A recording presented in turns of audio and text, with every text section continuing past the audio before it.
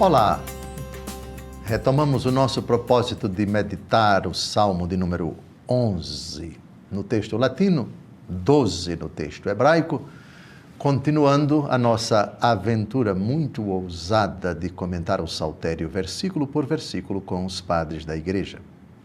Obrigado pela sua audiência, por estar conosco. Obrigado por estar diante do seu celular, do seu computador, do seu televisor, avançando nesse aprofundamento tão significativo com os padres da Igreja, com os santos, com os doutores, os melhores intérpretes da Escritura. Terminamos o programa anterior comentando o versículo 6 do Salmo de número 11. Vamos lê-lo agora. O Salmo que trata da duplicidade, da maldade, da perversidade, da tibieza, da mentira, da bajulação, de toda a contaminação moral na humanidade, diante da qual e com a qual o autor do Salmo está convivendo.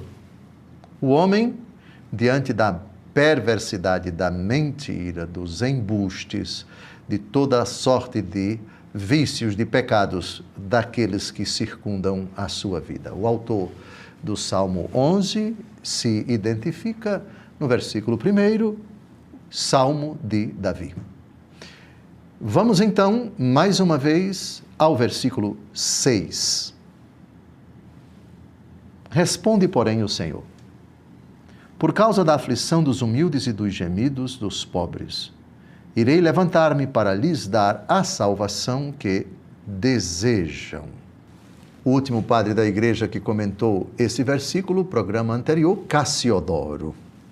Agora nós vamos pedir a Santo Agostinho que dê também o seu contributo. Deus se levanta para dar a salvação. Deus desperta.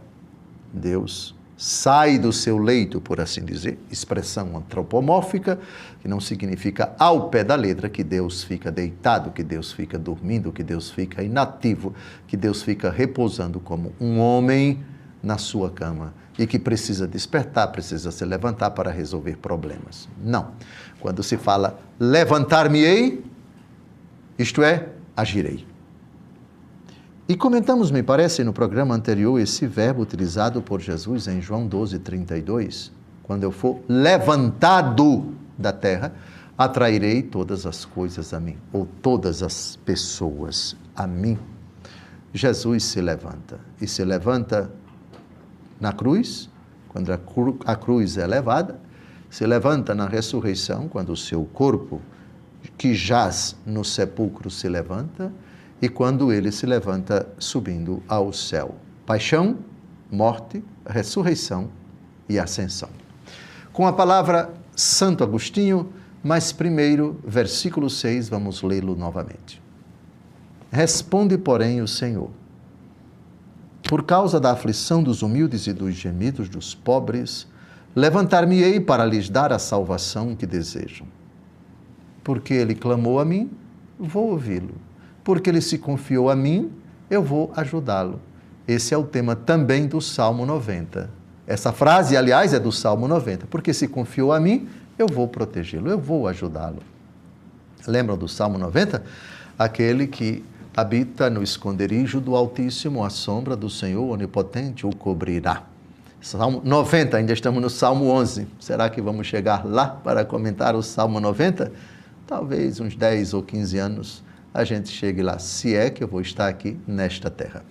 Agora vamos a Santo Agostinho comentando esse versículo 6.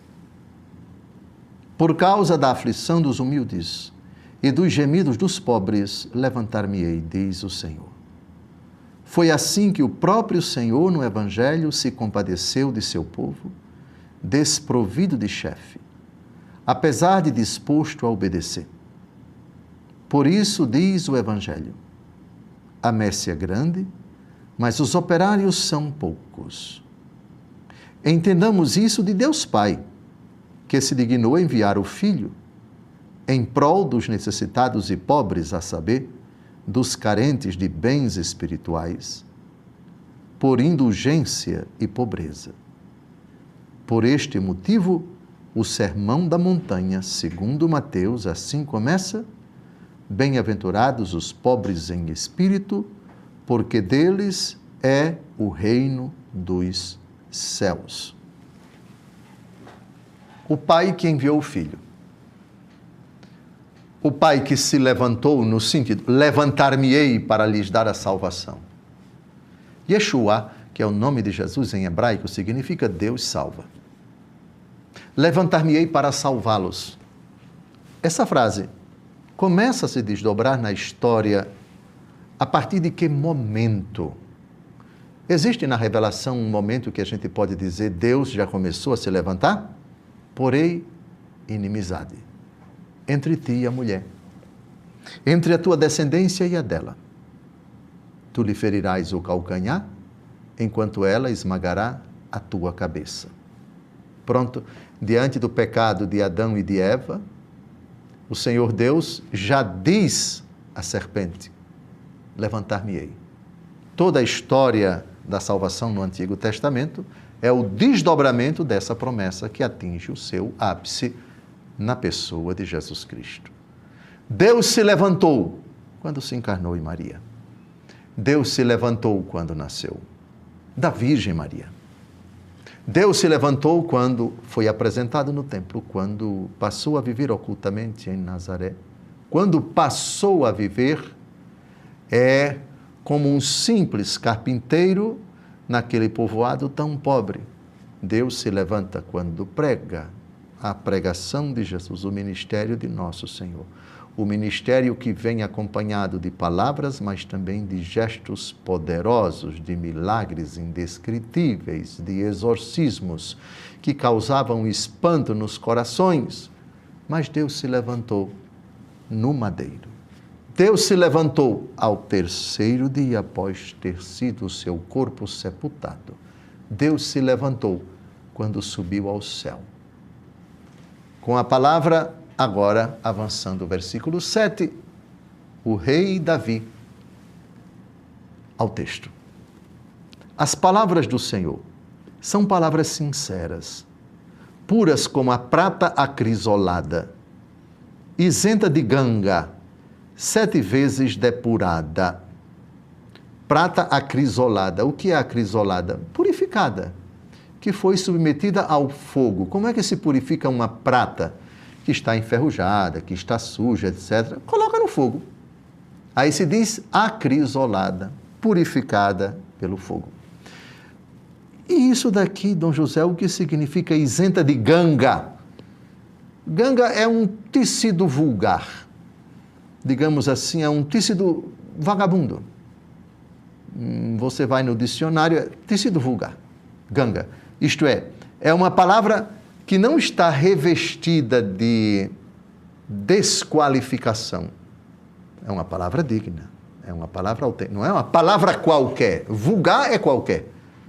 A palavra do Senhor não tem ganga. Isto é, não é uma palavra qualquer. É a palavra sagrada, palavra de Deus. Santo Agostinho, comentando esse versículo 7, diz: palavras do Senhor, palavras puras. É a fala do profeta. Palavra do Senhor, palavras puras. Puras, não corrompidas por simulação. Muitos pregam a verdade, mas não com pureza, porque a vendem pelo preço das comodidades do mundo. A respeito deles, afirma o apóstolo que anunciam o Cristo sem pureza de intenção. Prata pelo fogo acrisolada. As palavras do Senhor foram acrisoladas para os pecadores mediante as tribulações. Depuradas 7 vezes por meio do temor de Deus, da piedade, da ciência, da fortaleza, do conselho, do intelecto, da sabedoria. Pois 7 são também as bem-aventuranças que o Senhor enumerou no Sermão da Montanha, segundo Mateus. Bem-aventurados os pobres em espírito, bem-aventurados os mansos, bem-aventurados os que choram, bem-aventurados os que têm fome e sede de justiça, bem-aventurados os misericordiosos, bem-aventurados os puros de coração, bem-aventurados os que promovem a paz. É de se notar que todo aquele prolixo sermão trata destas 7 sentenças, pois a 8ª que reza: Bem-aventurados os que são perseguidos por causa da justiça. Significa o próprio fogo que acrisola a prata 7 vezes. Meu Deus, que coisa bonita! Sinceras, sem grandes dificuldades a gente compreender, são palavras autênticas, puras, elas não estão misturadas com qualquer imperfeição. Não há imperfeição nas palavras do Senhor, como a prata acrisolada, completamente purificada. Ali não há vestígio de imperfeição, de contaminação. Isenta de ganga, já expliquei o que significa ganga e o que significa essa expressão isenta de ganga. Não é uma palavra vulgar. 7 vezes depurada, os 7 dons do Espírito Santo, as 7 bem-aventuranças. Ou seja, no Antigo Testamento, essa palavra está associada à figura do Espírito Santo, o Espírito em plenitude que o Senhor Jesus derramou, por meio do qual nós compreendemos as Escrituras. Isaías 11, de 1 a 3. Os 7 dons, depurada 7 vezes. E todo o Novo Testamento pode ser resumido no Sermão da Montanha, cujas bem-aventuranças são 7. Que fantástico! Que fantástica a intuição de Santo Agostinho para buscar no Novo Testamento e no Antigo, em Isaías e no Sermão da Montanha, uma alusão, uma interpretação espiritual da expressão aqui no versículo 7 vezes depurada.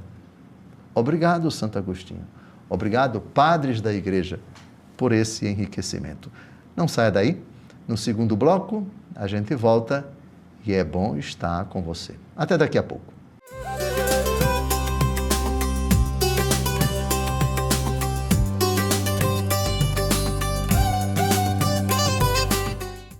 Olá, aqui estamos para dar continuidade à nossa meditação com os padres da Igreja, do Salmo de número 11 no texto latino, 12 no texto hebraico.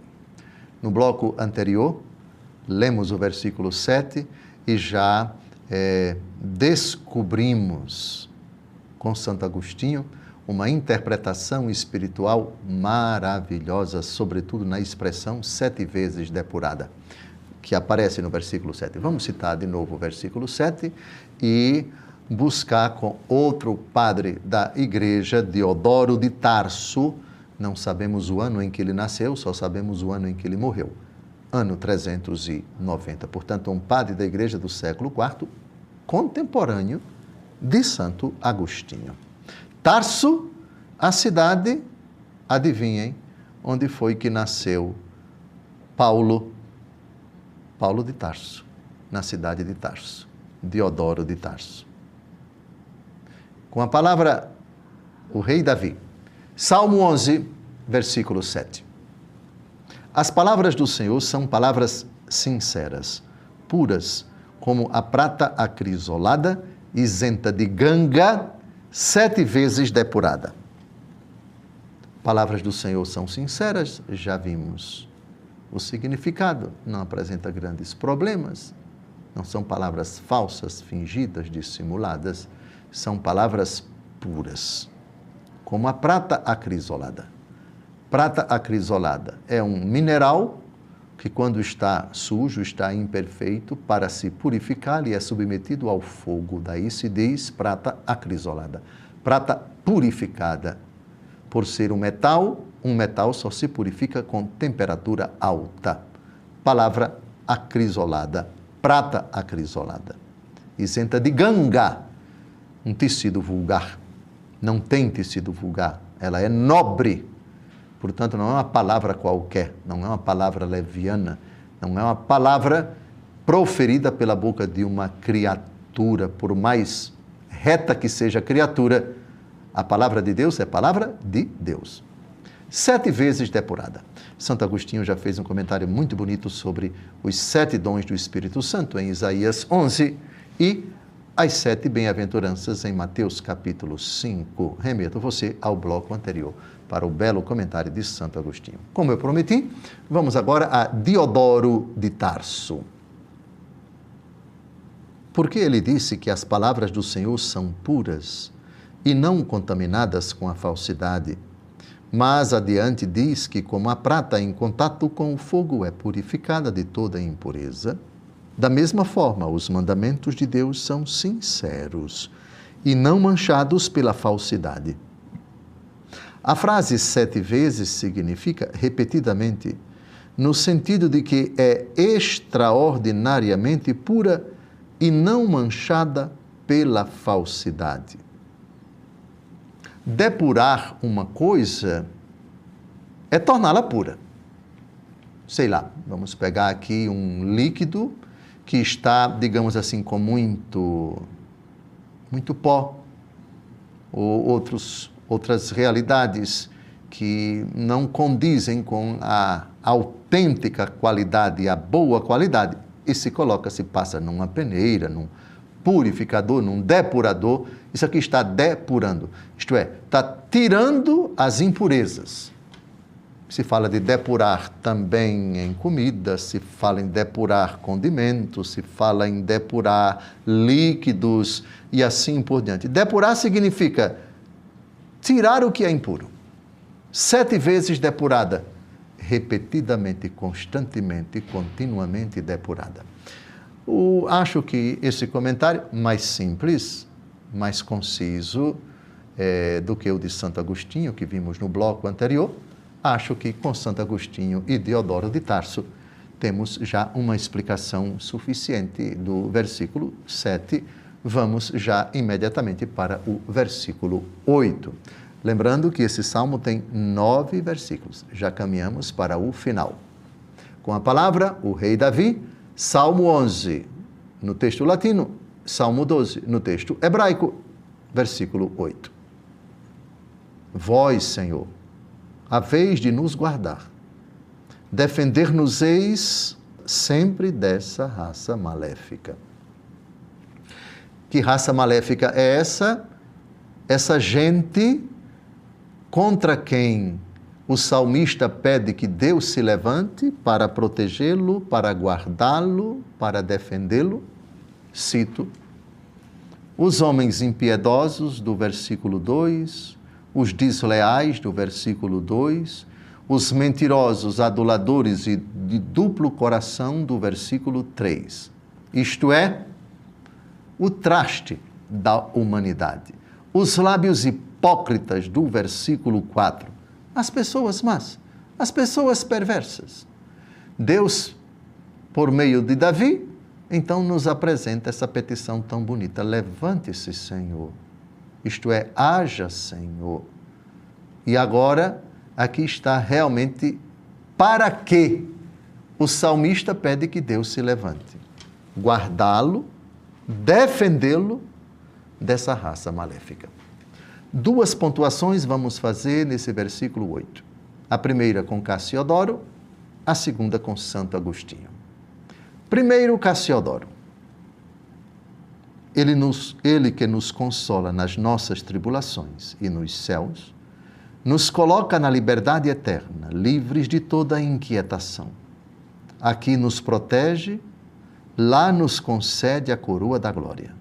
Aqui, o nosso Criador neste mundo nos preserva para que não pereçamos e nos abençoa no mundo futuro, quando seremos plenamente livres do mal. Aqui, defesa e guarda, nesta vida, proteção da parte de Deus, na outra vida, proteção sim, e para sempre, na felicidade sem fim, onde, aliás, não haverá nenhum vestígio de maldade, de mentira, de impureza, de idolatria, porque Deus será tudo em todos. Uma das imagens muito bonitas do livro do Apocalipse para descrever a Jerusalém celeste é que ela está cercada de muralhas, de 4 lados. O papel da muralha no mundo antigo é diverso. Dentre outras finalidades da muralha, defender. Por isso, se colocar um vigia, um atalaia, numa das torres, nas torres das muralhas, para quê? Para que a cidade seja guardada, seja protegida, seja defendida. E os guardas, os vigias, percebendo de longe ao longe o inimigo ou qualquer ameaça se aproximando, ele dá o sinal de alerta e as muralhas são uma defesa. Pois bem, Senhor, a vez de nos guardar, defender-nos-eis sempre dessa raça maléfica. Aqui está, no céu, como vai ser essa defesa. O texto diz com todas as letras. Aqui está. Vejamos. As suas portas não se fecharão diariamente, pois não haverá noite, levarão a ela a opulência e a honra das nações. Nela, Apocalipse 21, 27. Nela não entrará nada de profano, nem ninguém que pratique abominações e mentiras, mas unicamente aqueles cujos nomes estão escritos no livro da vida do Cordeiro. Olha que bonito. Nada de impureza, nada de imperfeição, nada de maldade, nada de perversidade da parte dos homens. Não há nenhum vestígio de impureza no céu. Mas, e aqui na terra? A proteção de Deus se manifesta de outra forma. Com a palavra Santo Agostinho. Vós, Senhor, a vez de nos guardar, defender-nos-eis sempre dessa raça maléfica. Aqui como indigentes e pobres, lá como opulentos e ricos. Aqui precisamos constantemente, Senhor, da Tua proteção.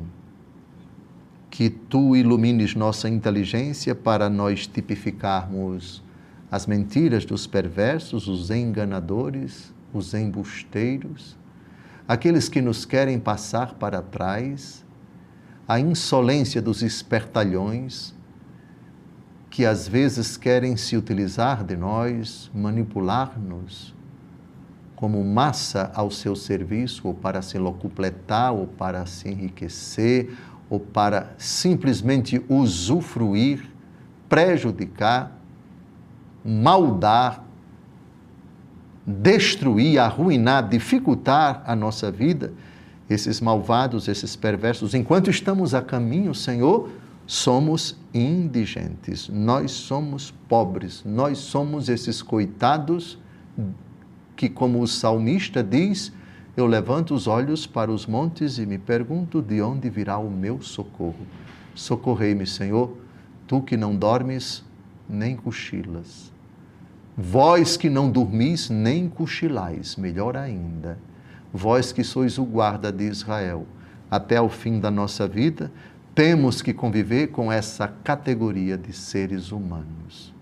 Mentirosos, linguarudos, caluniadores, difamadores, espertalhões, toda maldade humana com a qual temos que conviver, recorremos a vós, Senhor.